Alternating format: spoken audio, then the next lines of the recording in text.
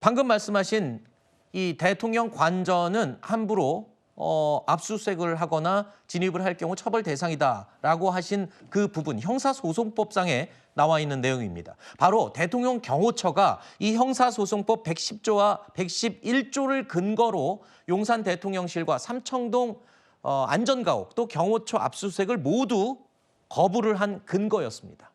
자, 윤 대통령에 대한 체포영장이 발부된 지난달 작년이죠.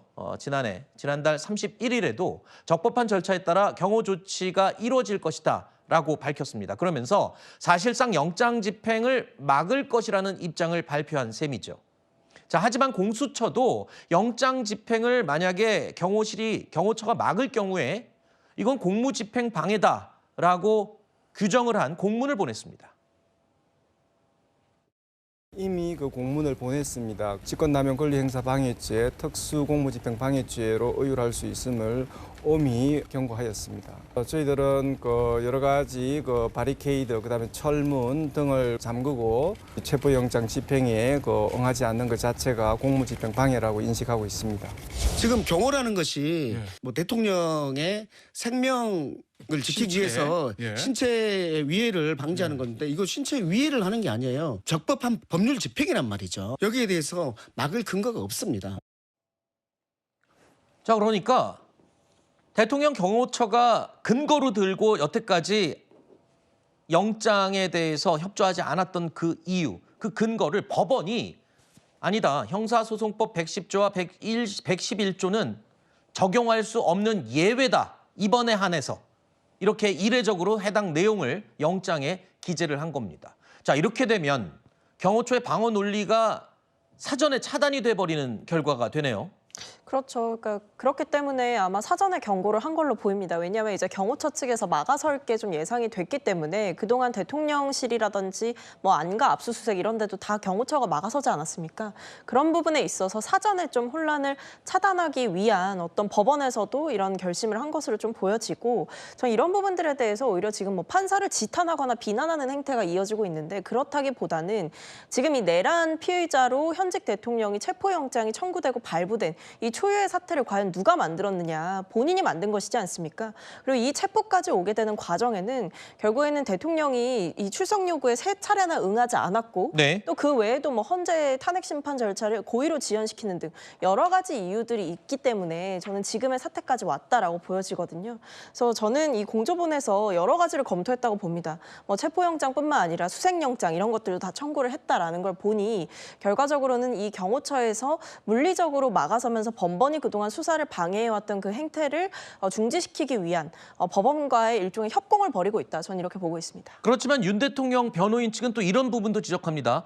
공수처가 제시하고 있는 이 체포영장, 이 집행을 앞두고 지금 긴장이 고조되는 가운데 오히려 공수처가 경찰 기동대의 지원을 받는 것조차도 위법 행위다. 그리고 아예 이 형사소송법 110조, 111조 적용한 것 자체도 문제가 있다라고 지금 지적을 하고 있다면서요? 그러니까 기동대 지원받는 부분 관련해서 그러니까 수사협조 요청을 할 수 있도록 공수처법이 있어요. 그러니까 수사협조인데 그 협조의 범위가 어딘가. 예를 들면 체포나 압수수색에 동원되면 안 된다는 취지의 말인 것 같고 기동대가 배치돼가지고 질서 유지를 한다는 문제가 없어요. 또 하나는 저희가 경찰 응원이라고 하는데 여타 행정기관 등이 경찰의 어떤 병력 동원을 요청하는 경우가 법에 있어요. 그러니까 네. 병력 동원을 해가지고 그 주변에 질서 유지를 해달라 이런 차원은 문제가 없어요. 기동대 네. 할 일이. 그런데 집행에 투입이 되면 안 된다는 거죠. 그런 취지의 말인 것 같고. 자, 아까 말씀하신 것 중에 저희가 분명히 알고 넘어가야 될 것이 그러니까 우리 헌법과 법률에 따라서 그 발부된 영장에 의해서 강제 집행이 되는 거거든요. 네. 근데 법률에 보면 그 형사소송법에 보면 이렇게 군사상 비밀을 요하는 장소의 경우에는 관리자 내지 관리감독자의 승낙이 있어야 되는 거예요. 근데 승낙이 없으면 안 되는 거거든요. 이거 네. 안 되는 거예요. 그런데 여기에 판사께서 만약에 승낙이 없어도 된다라고 할 수가 없는 거죠. 법에 그런 조항이 없어요. 그럼 법원에서 저런 걸 명시할 수 있는 권한이 불가능해요. 없다는 건가요? 예를 들면 이런 거죠. 저희가 일출 전이나 일몰 후에는 네. 영장 집행을 못 하거든요. 네. 다만 법이 이렇게 돼 있어요. 영장에 기재가 돼 있는 경우 가능하다. 그럴 때는 가능한 거예요. 네. 법에서 판사한테 수권을 해줘요. 이번에도 마찬가지로 일몰 일출 전에는 할 수 없지만 판사께서 그때 일몰 일출 전에도 가능하다고 기재를 했기 때문에 가능하다는 거거든요. 네. 그런데 저렇게 만약에 군사상 비밀을 요하는 장소에 승낙 없이 들어갈 수가 없죠. 네. 이거는 왜 법원이 왜 판단했었냐면 이전에도 2017년도에 특검 때도 이런 일이 있었어요. 네. 그때도 그래서 특검에서 이 그 소송까지 했었거든요. 근데 법원에서 우리는 그럴 권한이 없다. 입법으로 해결해라. 네. 이거 법원에서 판단할 수 있는 문제가 아니다라고 해서 각하했던 사안이에요. 근데 법원은 왜 그러면 지금 말씀대로라면 무리하게 지금 영장에 기재를 한 게 되잖아요. 그렇게 되면. 저는 개인적으로 이해할 수 없는 게 그래서 만약에 저게 사실이라 그러면 뭔가 좀 도대체 이해할 수가 없다. 두 번째는 자, 이 형사소송법 110조 관련된 조항은 판사께서 했던 거 효력이 있다고 쳐요. 그러나 다른 법에 보면 군사시설보호법이 따로 있어요. 네. 이 법에 대해서는 영장에 아무런 언급이 없거든요. 네. 군사시설보호법에 보면 군사시설로 지정된 곳에서는 그 해당 부대장의 허가 없이는 못 들어가요. 네. 마찬가지로 영장을 집행하려면 부대장의 허가를 받아야 되는 거죠. 네. 만약 허가 없이 그냥 들어간다. 네. 그 자체가 처벌 대상이에요.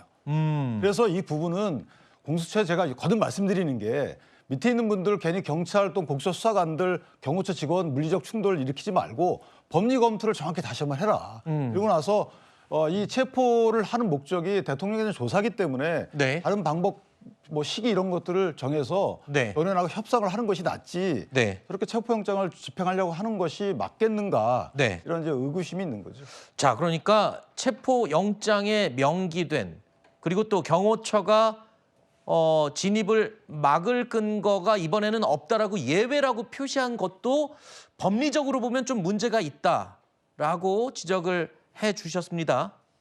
그런데 이 부분도 뭐 반대 논리가 있나요? 그럼요. 지금 대통령 관저가 무슨 현대판 소도로 이렇게 보시는 겁니까? 공권력에 영향력이 미치지 못하는 곳이다. 이렇게 규정 지을 수 없는 거예요. 대통령 이번에 현직 대통령에 대한 체포영장 또 수색영장이 발부가 된 것도 사상 초유의 일입니다. 이런 사상 초유의 일을 집행하면서 여기에서 이것을 이례적이다라고 얘기할 것이 아니라 이 부분을 갖다가 집행하기 위한 그런 방법을 새롭게 법원이 해석할 수밖에 없는 그런 사상 초유의 일이 발생한 것이다. 네. 이렇게 이해를 해야 되는 것이고 지금 대통령께서 협조하지 않는다라고 한다면 지금 이제 좀 전에 좀 공수처에 있는 검사 또는 수사관들이 불법적인 행위를 하는 것이다라고 말씀하시지만 오히려 거꾸로 지금 대통령께서 이 수사에 협조하거나 체포에 응하지 않음으로써 네. 경호처 또 그 지금 이 대통령실을 경호하고 있는 경찰 이쪽에 있는 사람들에게 또 다른 불법 행위를 지금 강요하고 있는 것이다. 네. 이렇게 지금 얘기가 될 수도 있는 겁니다. 그렇기 네. 때문에 이 부분에 있어서 지금 법원에서 발부되어 있는 이 체포 영장 이 부분은 매우 정상적으로 집행이 될 수밖에 없는 것이고 그 집행에 대통령도 응해야 된다 이런 말씀 드리는 거예요. 방금 예, 이 체포영장이 발부된 것까지는 뭐 저는 당연히 뭐 그럴 수 있다고 생각합니다. 네. 그리고 법원 우리가 계속 얘기하고 있는 게 법치잖아요. 아까 현대판 소도가 아니다 이렇게 말씀하셨는데 이거 형사소송법 110조와 111조는 군사상 비밀을 요구하는 장소에 대해서는 권한이 있는 사람이 허락해야만 되는 겁니다. 이게 네. 소도여서가 아니라 그럴 보호의 가치가 있기 때문에 법적으로 보호를 하고 있는 거예요. 네. 저는 그래서 법원의 영장 발부에 대해서 문제를 삼는 것이 아니라 그 발부가 왜 돼야 됐는지에 대한 진정성마저 이 두 가지에 대한 예외 조항을 적용함으로써 판사 스스로 절차적 정당성에 대한 의문을 제기할 빈미를 제공했다라고 네. 볼 수 있다는 겁니다. 네. 이번에 이 법원이 발부한 영장에 대통령 관저 등의 장소가 군사적 또는 공무원상의 비밀의 보장을 받아야 되는 장소에서 예외가 된다. 이 명시한 부분 때문에 논란이 계속되고 있는 건데요. 정치권에서도요. 이 부분에 대해서 지금 논란이 뜨겁습니다. 국민의힘은 삼권 분립 자체의 정면으로 위배된다라는 주장을 하고 있고요. 민주당에서는 헌정 질서를 경호처도 함께 지켜야 하는 게 아니냐라면서 반박하고 있습니다. 판사가 한 줄 넣었다고 해서 엄연히 있는 법 규정을 배제할 수 있다고 그러면 판사의 권한이 입법 권한보다 위에 서는 거잖아요. 이거는 삼권 분립의 정면으로 위배되는 거거든요. 그 규정 자체의 효력은 판사가 적었다라고 하더라도 그 규정의 적용을 배제하는 그 문구는 원천 무효로 보는 것이 합리적인 해석이라고 생각합니다. 영장을 발부한 판사에 대해서 징계하라는 건 뭐 언급할 가치를 못 느끼겠습니다. 사실 수준이 너무 떨어지는 것 같아요. 윤석열 측 변호인단이 본인 개인을 보호하는 사람이 아닙니다. 그렇기 때문에 헌정 질서를 경호처도 지켜야죠. 자, 영장을 집행하겠다라는 공수처, 그리고 이를 막겠다라는 대통령 경호처. 그야말로 창과 방패의 싸움이 될 걸로 예상이 됩니다. 공수처가 집행을 하려고 해도 일단은 삼중 경호를 뚫고 들어가야 하는 상황입니다. 여기에다가 아까 현장 화면 보셨죠?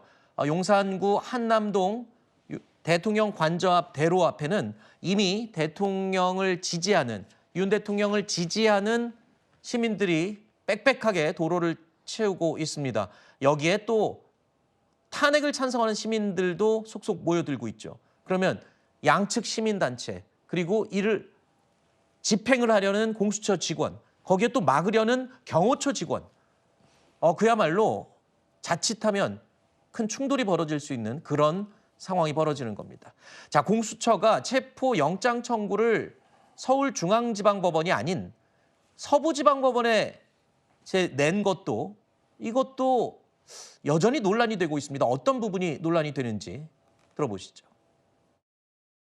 권한 없는 기관에서 청구한 영장이 발부됐다는 것이 놀랍고 법 취지에 맞는지, 이런 불법적인 영장 청구는 불법 무효라는 입장입니다. 무슨 군사작전 하듯이 밤 12시에 영장이 청구되고 중앙지법에 당연히 청구돼야 될 영장이 무슨 영장 쇼핑하듯이 서부지방법원에 가서 청구가 됐습니다.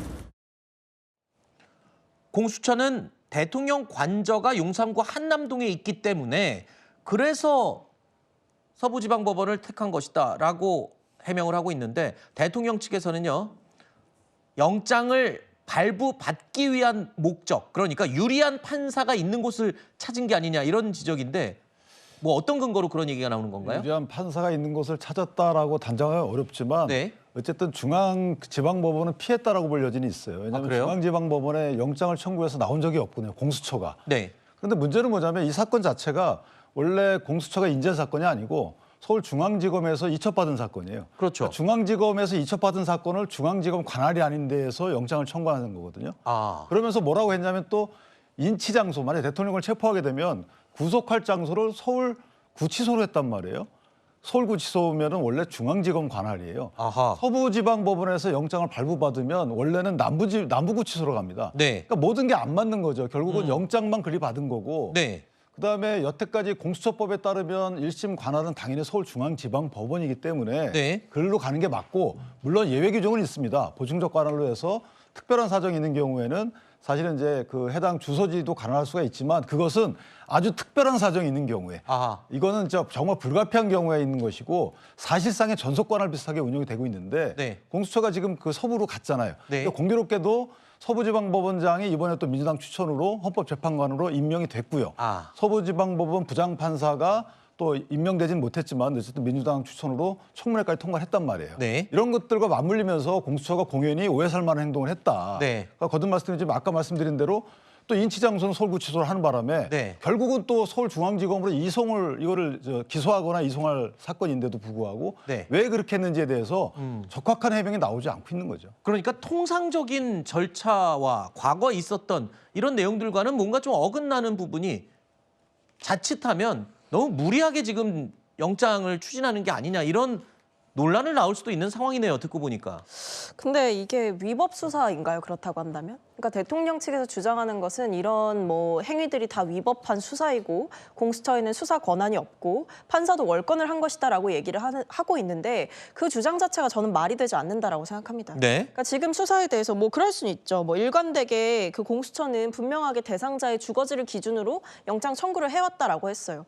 근데 이 부분에 대해서 뭐 일각 법조계에서는 너무 좀 이례적인 거 아니냐라고 얘기하시는 분도 있을 수 있죠. 근데 그렇다고 해서 이게 위법한 영장 청구냐, 그렇게는 볼 수가 없는 거죠. 그리고 공수처에 수사권이 없다라고 대통령 측에서는 주장을 하고 있지만, 이미 법원에서 영장이 발부된 이상 이것은 법원에서 수사권을 인정을 해준 겁니다. 이건 검찰에도 마찬가지였어요. 김용현 전 장관에 대해서 구속영장 청구를 한 것을 허가를 해주지 않았습니까? 네. 내란죄에 대해서 어떤 직접적인 수사권을 갖지 못하고 있는 것이 아니냐라는 지적은 사실상 법원에서 영장을 발부해주면서 저는 끝난 판단 논쟁이라고 보는 거죠. 네. 그렇기 때문에 지금 대통령 측에서 뭐 판사를 징계해야 된다, 아니면 법원의 어떤 이런 영장 발부가 위법하다 이런 식으로 얘기하는 것은 네. 저는 궤변에 가깝다고 보고, 헌법을 수호해야 할 대통령이 나서서 이렇게 법의 질서를 유린하고 법의 질서, 분명하게 이 법적으로 문제가 없는 사안들에 대해서 일종의 여론전을 펴고 있는 것은 저는 지지자 호소용이다 이렇게 봅니다. 제가 딱 두 가지만 네네, 네. 무슨 말씀을 드리면, 첫 번째는 김용현 전 장관의 경우에는 직권남용죄에 대한 수사 대상입니다.